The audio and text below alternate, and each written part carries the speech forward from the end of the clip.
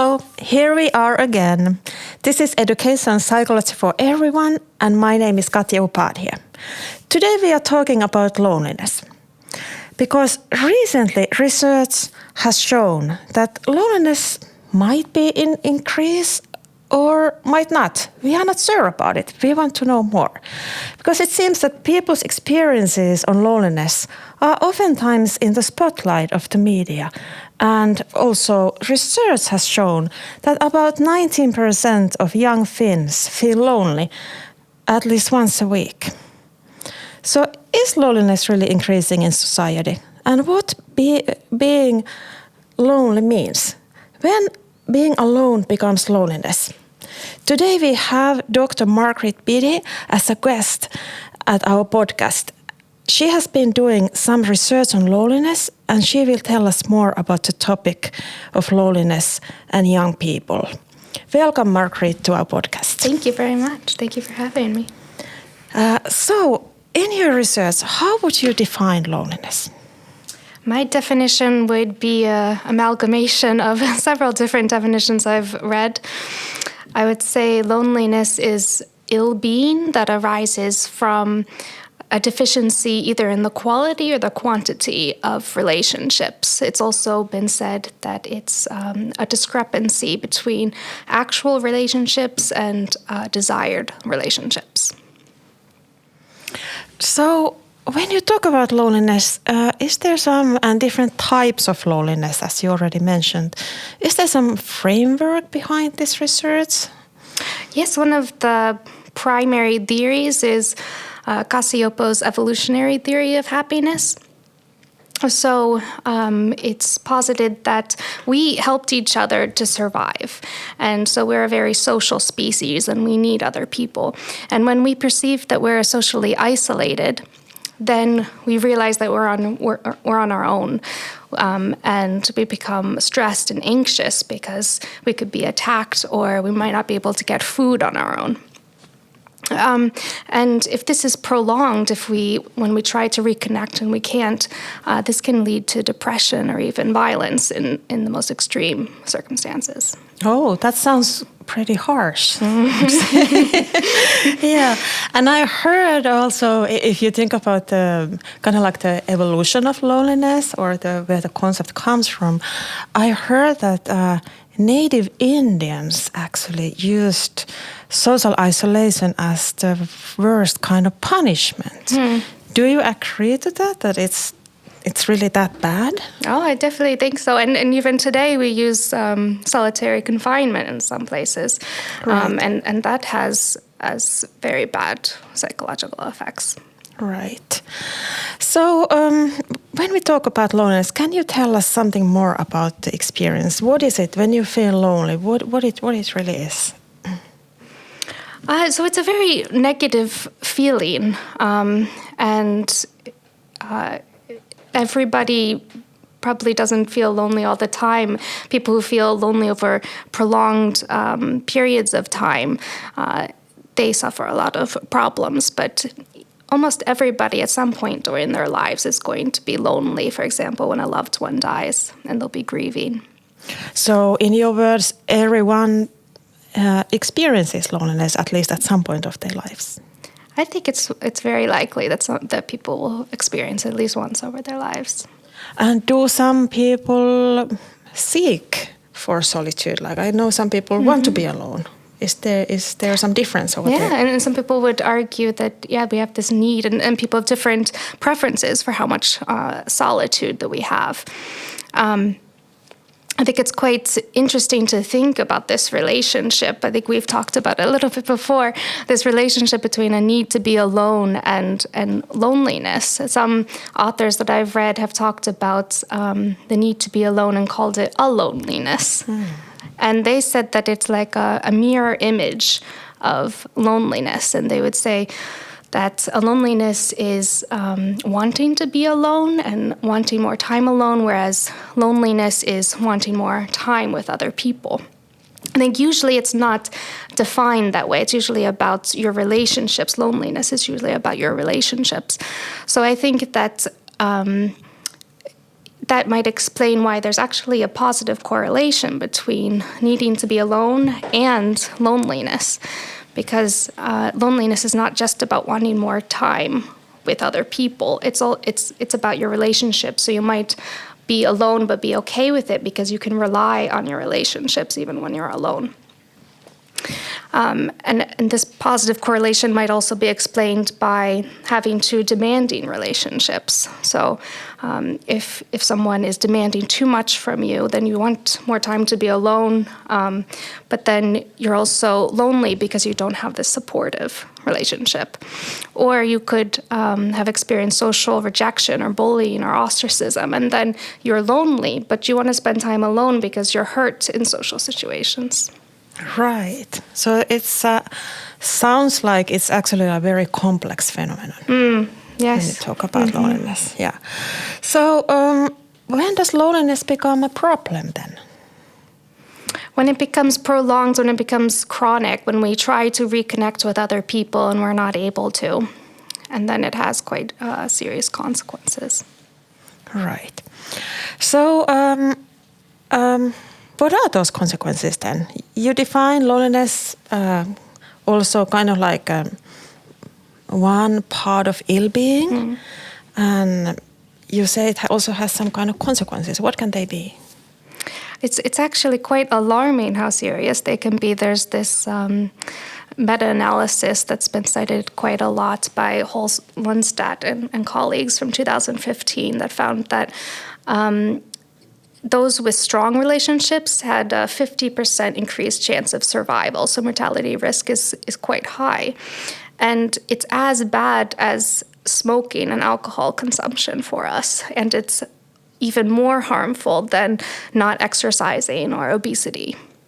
Right. So harmful in what sense? Like in a physical way, or do you become also physically ill? Or yes, it's associated with a wide range of health outcomes. Another analysis found that it's especially bad, so large effects on mental health, but also significant effects on physical outcomes as well, sleep and other general physical health.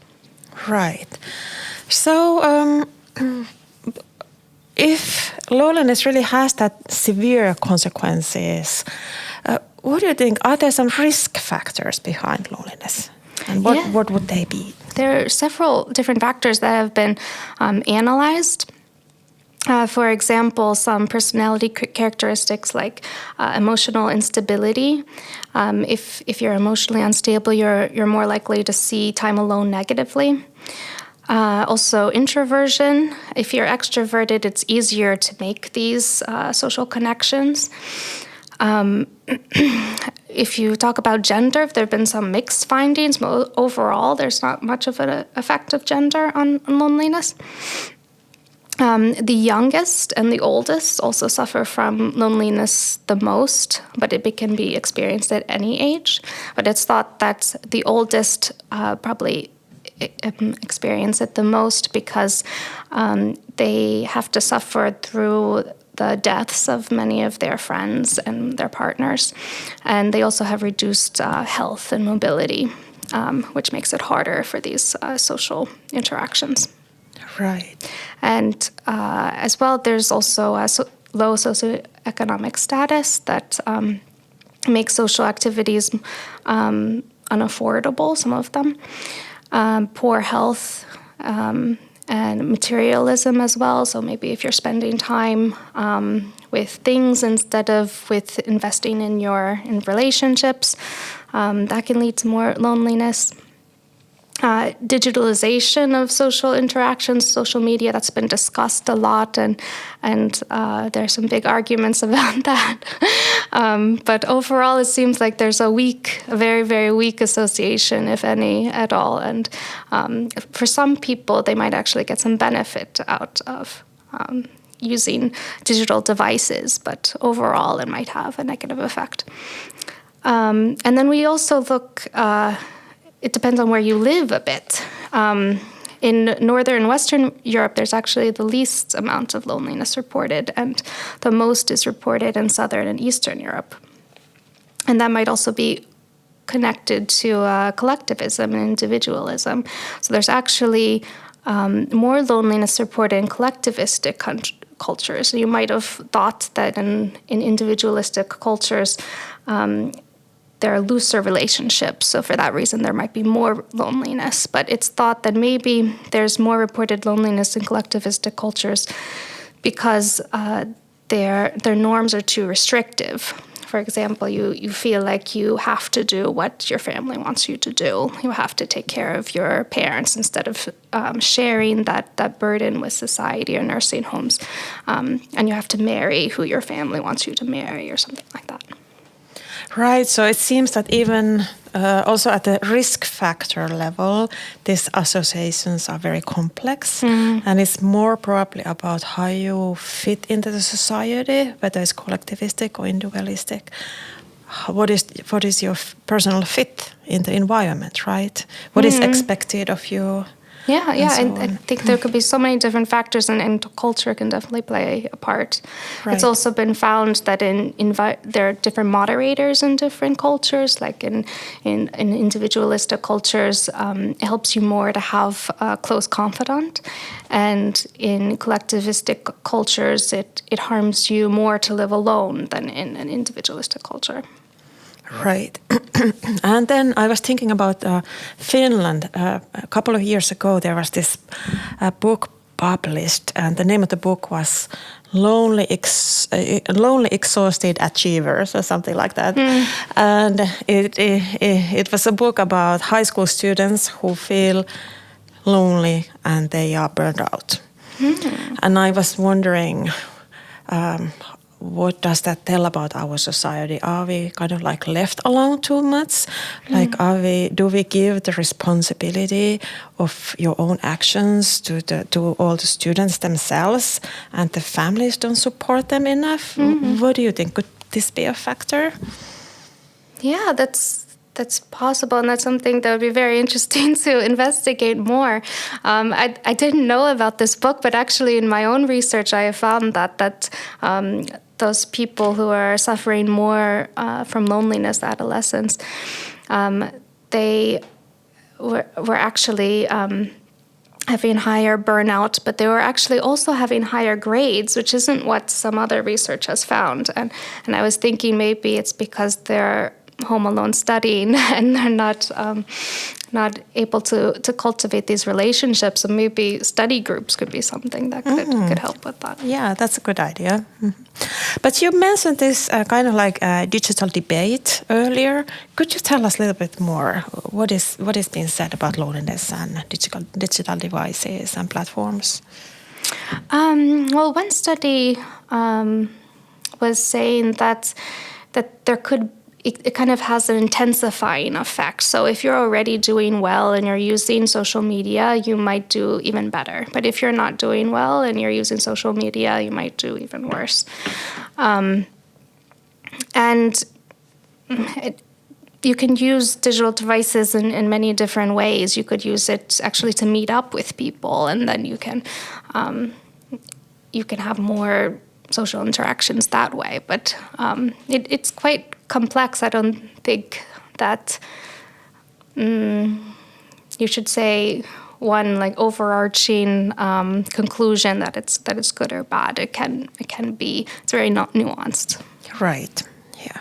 And I know one dissertation was published recently, and there they said like it doesn't really matter like how much you use, or that's kind of like not the point, but the point is like how you use digital devices. That's the Dr. Erika Maksniemi's research you're also familiar with. Yeah. So that's also complex. We are human beings, right? There's a lot of complexities around us.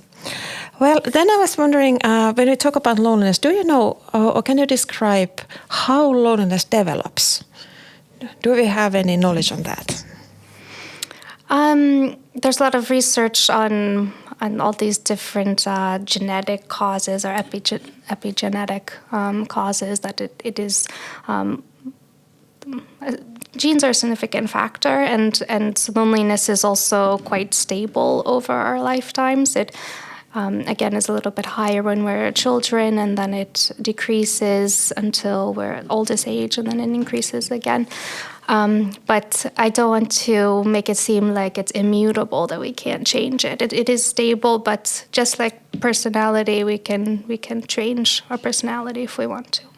Right.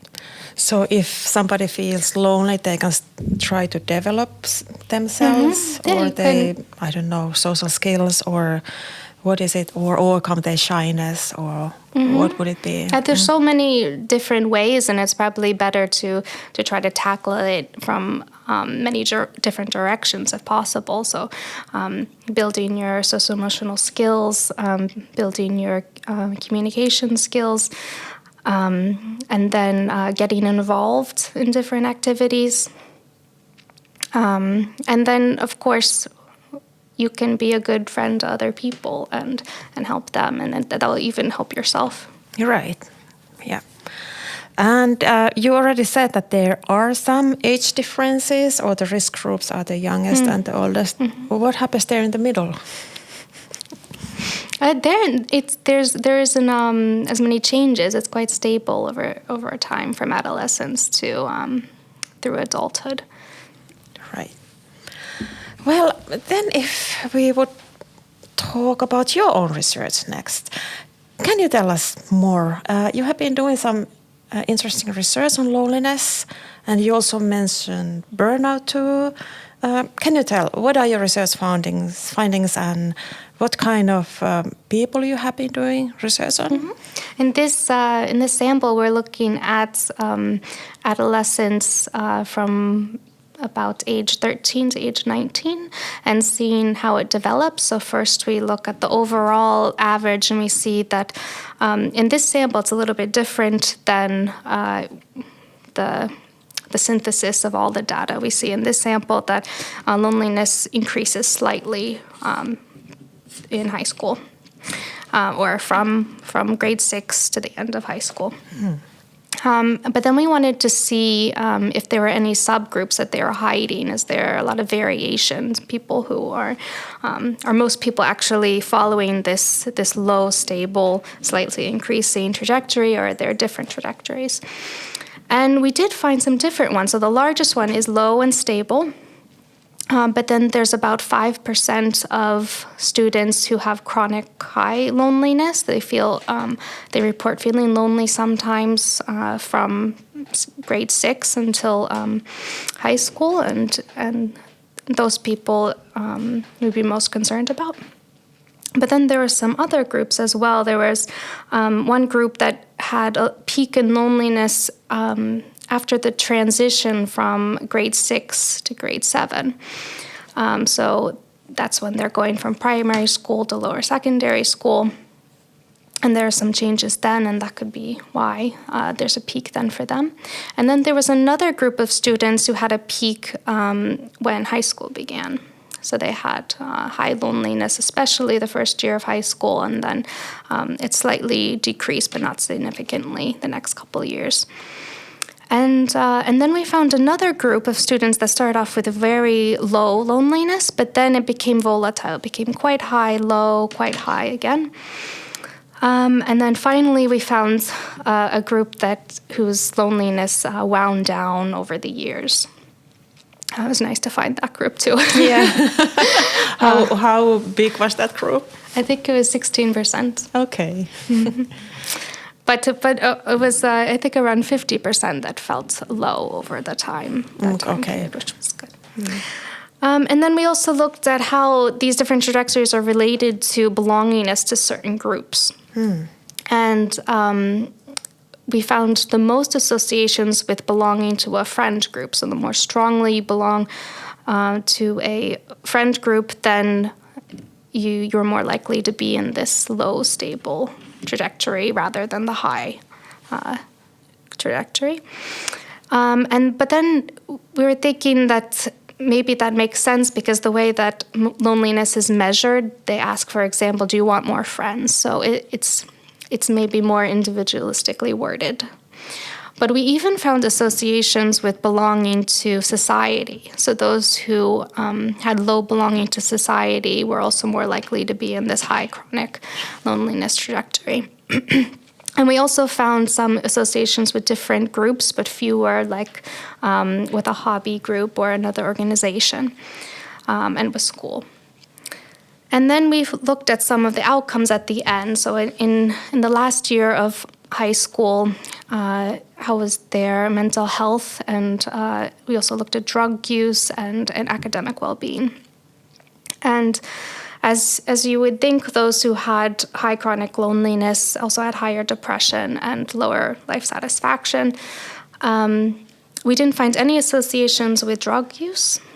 Before, in some other research, they had found association with higher loneliness was associated with higher drug use. And then we found those who were had higher chronic loneliness also had higher school burnout. But again, we found the surprising finding that they also had higher grades.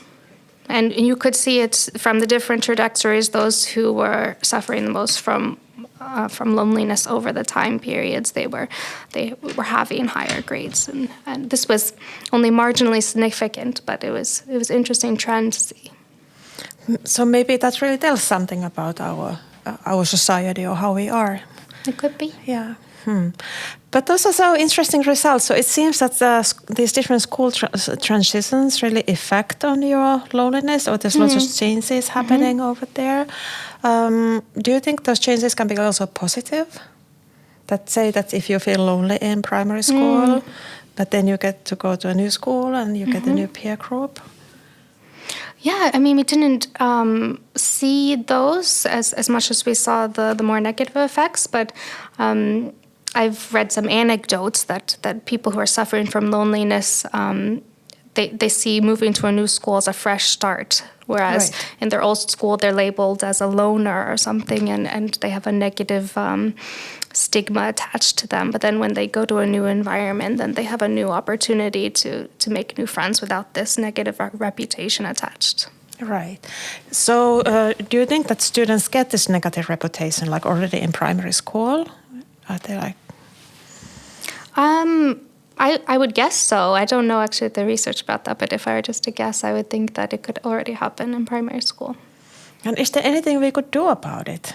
If we see that somebody is that lonely, what could we do about it? Like, I'm just thinking that if you are very lonely in your own classroom, and you are kind of like stuck to the same classroom over the years, no way out, what can we do about it?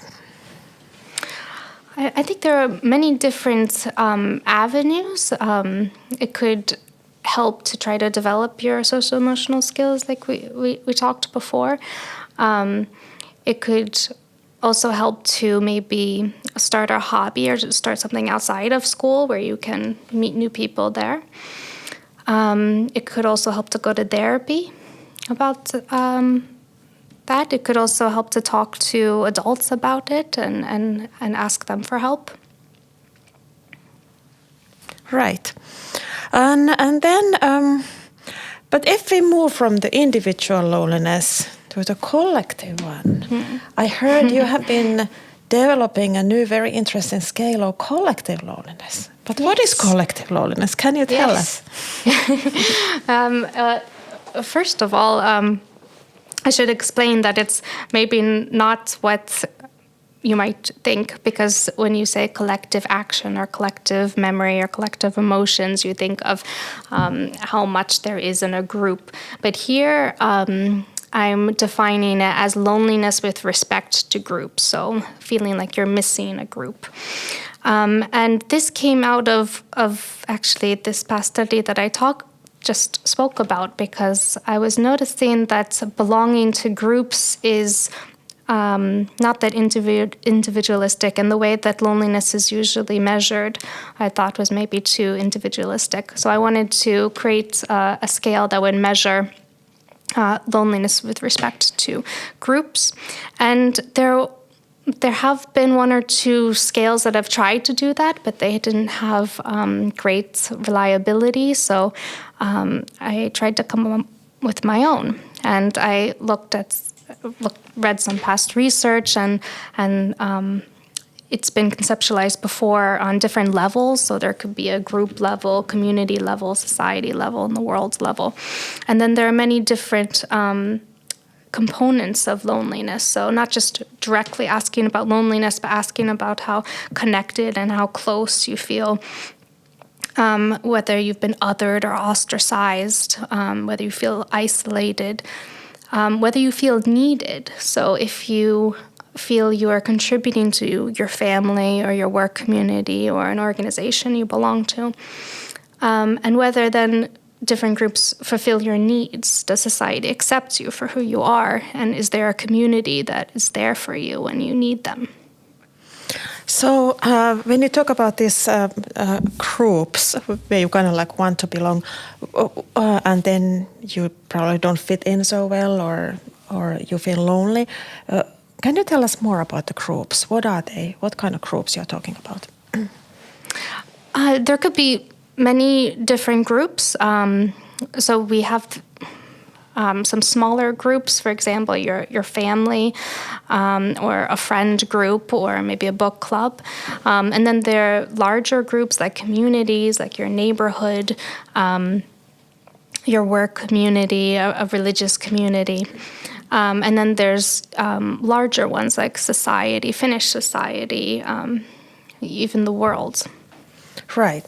So the collective loneliness, in a way, is a person's feeling that they would want to kind of like be more appreciated in that group, or more like a stronger member of that group, but they are not, and they feel lonely, or they feel that they are kind of like left alone or left out from the group. Yeah, and I'm also, another reason that I think this is interesting is because in 2000, there was a very popular book that came out about social capital, which is basically community, or sense of community, and how it's been decreasing in the United States until the year 2000. Basically, in the previous century, it was higher with those who were born before the baby boomers, and then it's been decreasing. So I was thinking, for that reason, it's important to measure the consequences of that. I would guess that's also been happening in other countries as well. Right. So that's why I think it's good to measure this loneliness with regards to a community. And do you already have some research findings on this collective loneliness scale? Not that much. I had a pilot and a pre-test of some items. I started off with a list of 114, way too many items, but I wanted to make sure I had thought of every different aspect, and then I could reduce the scale based on the data that I got back from the participants. So now it's been reduced to 12 items, and it's being sent out to 2 samples, and then we'll find out how it works. Well, that's very exciting. So you will have to come back to the podcast later on and tell more about your findings. So it seems that this is sort of like a research gap that you are trying to fill in when you're studying collective loneliness. Are there any other gaps in research that we should still look at? Yes, I think there's also underrepresented groups and regions, as with many types of research. There's also a lack of more rigorous and high-quality interventions. There should be more of those to try to tackle loneliness. Another interest that I have is looking at cooperative and competitive environments and how that could influence loneliness. Well, those are very good points. Yeah, and I hope somebody will do some research on them. Yeah. So then I would want to ask you about something that parents and teachers could do in practice. Because many of the listeners here are future teachers. Some might be parents. and some might be other educators and people who are just interested about this topic. So what could, for example, teachers do to hinder loneliness or to promote belongingness in their classroom? Well, looking at a meta-analysis of the interventions that have been so far, they've actually found that the type of intervention doesn't matter so much. The interventions have been effective at reducing loneliness, but it doesn't matter so much whether it's about improving social skills or social support. Both of them are effective. But some recommendations are to take a holistic approach, so don't just try to tackle one aspect, and be consistent. Don't just try to tackle it with one session, but make sure it becomes some permanent part of the classroom. If you're just a class teacher, you could take a whole class approach and try to have more group activities in which everyone is included. And also to watch out for social rejection and bullying that could occur in the classroom. And here also, more importantly even, is that how do you recognize a child or a student is suffering from loneliness? Is it always so easy to observe? No, that's actually been something that's quite interesting that I've learned. It's not just the withdrawn students, those may be more obvious that you would notice that they're lonely, but actually children with problematic behaviors, they might actually be lonely, and that might be actually the root of their problematic behaviors because they're trying to get some attention. But maybe if we adjust the loneliness, that might be one way to address the behaviors as well. Right. And then what could parents do to support their children if they learn that their children are lonely? That's a good question as well. I think you could try to find the source if you can talk to your children about it. Is it at school? Maybe then talk to the contacts at school if it's right from school. If it's that they feel like they, during their free time, that they would like to spend more time with friends, especially as children become adolescents. There's more of a need to spend time with friends. So maybe you could get involved together in a community. You could start volunteering together. You could start a new hobby together. Starting together might make it more permanent, and you might be able to support each other.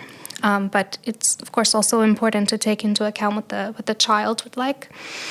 And if there's a problem with your relationship with your child, then and you're having trouble improving, and you could go to family therapy or group therapy. Right. And would there be also some kind of like, do you know if there's some support groups for loneliness or families or people involved? Yeah, I think actually the church in Finland has been working with tackling loneliness. And there are also, I think, groups for men. I have to get back to you about the names of these organizations, but I know that there are some out there. We will post them on the website. Okay, great. Yeah, that will help. And I also heard about this interesting one in the Netherlands. It was quite cute that they're kind of pairing up older people with people who are working and they have pets, so that the older people take care of the pets during the day. Oh, well, that's a really lovely approach. It's a nice way to connect people and pets. Yeah. Okay, well, thank you, Margaret, for joining us today, and thank you for sharing your very valuable knowledge and insights on loneliness. Thank you so much for having me.